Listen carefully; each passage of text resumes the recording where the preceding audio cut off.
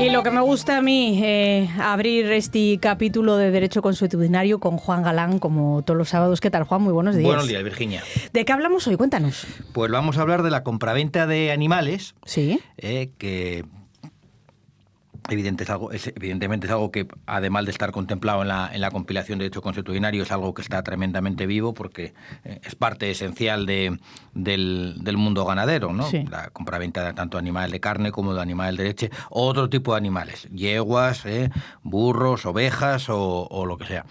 La compilación evidentemente recoge aquellos usos y costumbres tradicionales. Sí. Hoy en día, como ya hablamos muchas veces desde el principio, pues esto se ha ido adaptando, ¿no? Incluso pues hay hasta alguna aplicación para el teléfono móvil donde se expone el ganado como si fueran verdaderas modelos, o ya algo más sofisticado, sobre todo en el mercado del vacuno de leche, la venta del semen de sementales, sí. Y entonces en las revistas especializadas pues ves ahí fotos y fotos de grandes sementales contándote toda la... Bueno, al final todo se reduce a lo mismo, ¿no? La compraventa de los animales. Y estamos acostumbrados en Asturias, o por lo menos los que hayan vivido o tenido cierto contacto con el mundo rural, pues a ver el trato de los paisanos en los mercados, ¿no? En las ferias correspondientes. Eso también ha decaído, y seguramente los oyentes pues lo saben, ya no se hacen tantos tratos en las ferias. Se siguen haciendo, pero ya, bueno, pues muchas veces es el propio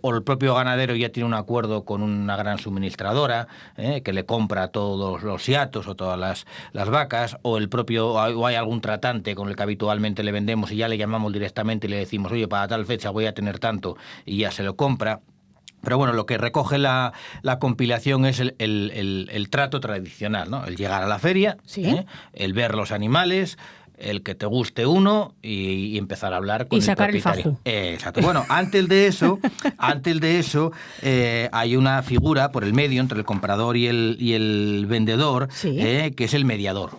El mediador, ¿no? Entonces, el vendedor evidentemente da un precio, el comprador, bueno, pues regatea, ¿no? Es la primera fase, el regateo. Sí. Cuando ya más o menos se están acercando, pues tenemos esa figura del mediador que agarra, seguramente la gente lo habrá visto mil veces, que agarra las manos, ¿no? Tanto el comprador y el vendedor como diciendo, venga, vamos a llegar a un acuerdo. Exacto. Pero antes de haber trato, si siempre todavía hay una diferencia, el mediador lo que suele hacer es partir por la mitad esa diferencia, ¿no? Oye, 2.000, no, 2.500, venga, ni para ti, ni para ti, ni para ti. Sí. La mitad, Y en ese momento ya es cuando junta las manos, ahí el donde hay acuerdo, y se dan 3 bandazos de las manos. Ese es el 1, 2 y 3.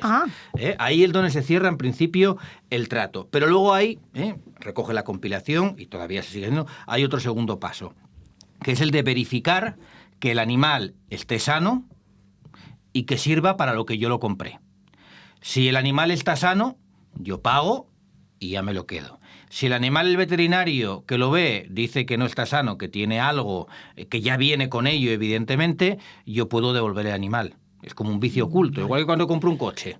Oye, no me dijiste que este coche perdía aceite, yo no lo vi porque estaba ahí oculto, y por lo tanto lo puedo ver. ¿Y para esto cuánto tiempo establece la normativa? Esto inmediatamente, lo que tardes en llevar allí mismo en la feria, pues siempre hay un veterinario o algo y lo comprueba. Y luego está, puede que surja dentro de un tiempo, que tú te lleves el animal, que pienses que esté bien, y luego pues tenga una enfermedad incubando y el veterinario pueda certificar, oye, eso no lo cogió en las últimas 48 horas, esto ya viene de antes.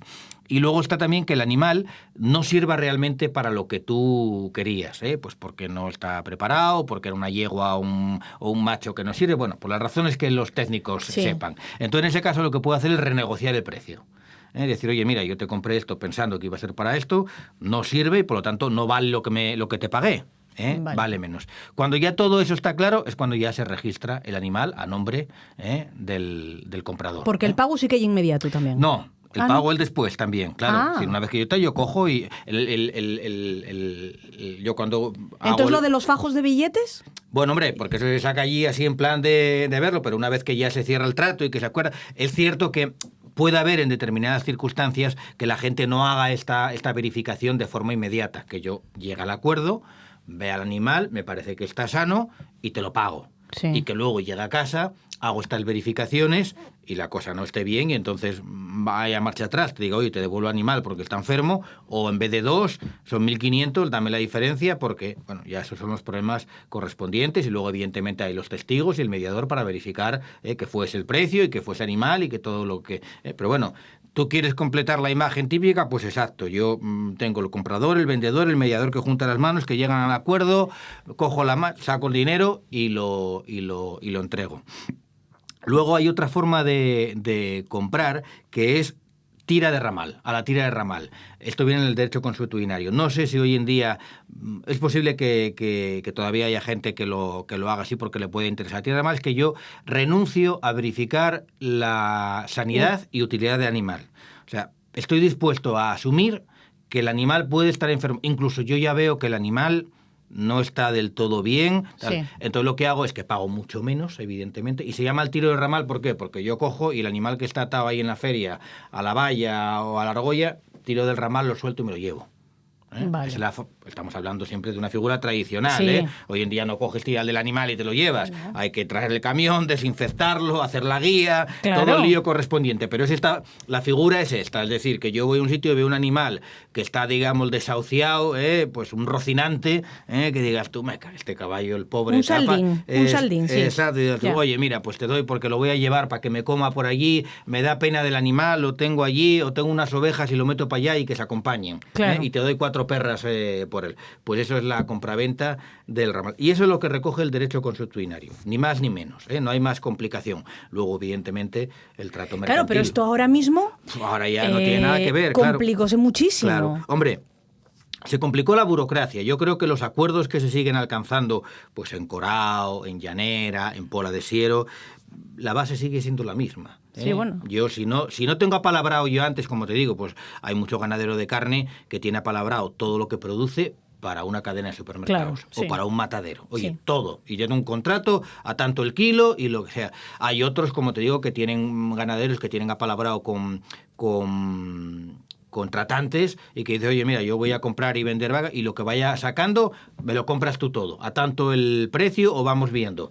Todavía hay gente que no, que dice, oye, voy a vender este lote a ver si lo llevo a la feria y ahí pues el trato sigue siendo el mismo. Oye, te doy tanto, no te doy. Lo que pasa es que una vez que ya se cierra el acuerdo, como te digo, ya hay veterinarios allí en el mercado, por ejemplo, de Pola de Siero que pueden actuar y luego los animales, pues evidentemente, una vez que los compras no pasan inmediatamente. Es decir, hay que hacer la correspondiente guía porque un animal cuando entra en una feria pasa del CEA del ganadero, por ejemplo, en Pola de Siero, que es referencia nacional, ¿no? Yo tengo vacas a mi CEA y cuando las llevo a Pola de Siero las paso al CEA de Pola de Siero. Por lo tanto, mientras están en Siero ya no las tengo yo en posesión, están dentro del mercado de Pola de Siero. Y una vez que la vendo, tengo que hacer la correspondiente guía para que la cargue el camionero y que se la lleve al comprador, que el comprador igual está en Soria. Ya. Igual ni siquiera vino. Igual tenía un tercero que dijo, oye, vete por allí, sondéame, entonces ya sí. Y luego está la famosa aplicación esta que yo te digo, donde se venden animales. Sí, o subastas virtuales que también... O subastas virtuales, que exacto. También hay, con el tema ahora de la dermatosis, anda que no Claro, hay. entonces eso pues ya es otra forma de hacerlo, porque el pago ya no es en mano, ya, bueno, pues va. Pero perdió encanto. Yo hablando con Berto Tama, con un tratante, decíame que el ambiente de las ferias, que si no hay que perderlo. No, hombre, no, claro, esa imagen. Además es que estás viendo ahí, yo cuando voy siempre veo a los paisanos y digo, es que esto es como hace 50 o 60 años, ¿no? Claro. Los hay que van más y hay críos que van con sus padres, que lo lleven mamando toda la vida y que quieren seguir con ello. O con los Estas abuelos. cosas se maman con los abuelos habitualmente. Claro. Sí, entonces ahí tienes al paisano y bueno, el que es más remolón y da más marcha para atrás y más voces y ves al mediador tirando de las manos de uno y otro para que lleguen al acuerdo y entonces ves cómo se esfuerzan e incluso como el acuerdo pues miran para otro lado como diciendo no es un buen acuerdo, pero en el fondo saben que sí. No, es todo un ecosistema. Sí, para los que compren siempre compren caro y para los que venden siempre venden barato. Eso sí. Claro, exacto. Bueno, costóme mucho, la vendí muy mal, Ya. Entonces, bueno, pues cada uno sabe. Pero es una parte muy bonita de todo este mundo. Oye, dime una cosa, porque claro, estamos hablando de compraventa de animales y a todos se nos vienen a la cabeza, pues imagínate, una vaca, un caballo, un burro, lo que decías tú antes, pero por ejemplo, los perros pastores, esto no entra. ¡Ay, que te puse la complica! ¡Ay, que te puse la pregunta complicada! En la compilación habla de animales, pero no habla de vacas. Habla de animal. Ya, por lo tanto, en pero principio, habla de ferias. Habla de... No, habla de la compraventa de los animales. O sea, tampoco no hace falta que dicen sea en feria. vale, Es decir, vale. yo puedo ir a una casería... O sea, que yo puedo comprar un mastín Claro. y puedo... Cerrar el acuerdo de la misma... Hombre, hoy en día incluso... el problema es que hay pocos paisanos, ¿no? Es decir, entre paisanos es lógico, yo veo un animal o lo que sea, digo, oye, te doy tanto lo que sea, llego a un acuerdo, me doy la mano y no necesito más. Claro. Por desgracia, y lo digo yo como abogado, pues como los tiempos están como están, pues lo conveniente es dejar constancia de qué animal compras. Además, luego lo dicho, tú hoy en día tampoco te puedes coger y llevar un perro, es decir, pues el perro tienes que saber si está vacunado, si no está vacunado, Bueno, si tiene claro, chip, ahora, de dónde viene... Todavía es cierto que puedes llegar a un sitio y que alguien tenga una camada y que te lleves el animal y tú coges el animal y si te lo da o le pagas lo que sea, Sí. Y puedes agarrar el animal y a un veterinario y el veterinario le pone el chip a tu nombre. Ya. O sea, puede ser así, Sí, está claro. así de simple. Otra cosa es que vayas a un sitio que se dediquen a la cría de perros. Claro. Entonces ya te va a dar una documentación. O sea que el mundo es amplio, del de la parte más oscura, digamos, que alguien llama y diga, acabo de tener una camada, el que quiera venir a por ellos, incluso los regalan, es decir, Sí. porque no sé qué voy a hacer con ellos, tú vas allí, coges el que más te gusta, y de la que vienes, yo me acuerdo hace años que tuve un mastín precioso, un mastín español precioso, y fue así, un chico que no sabía qué hacer con un cachorrín que le quedaba, y llegué, lo cogí, y según lo cogí, marché al veterinario, le puse Claro. el chip a mi nombre, y no hizo falta papel de ningún tipo. El chico me lo regaló y punto. Que hubiera dicho, oye, dame 200 euros por él, pues lo hubiera dado, pero no hubiera quedado registro de ningún tipo. Ya. Otra cosa es que vaya a un experto que tenga pedigrí, que tenga, entonces no, ya hay la documentación.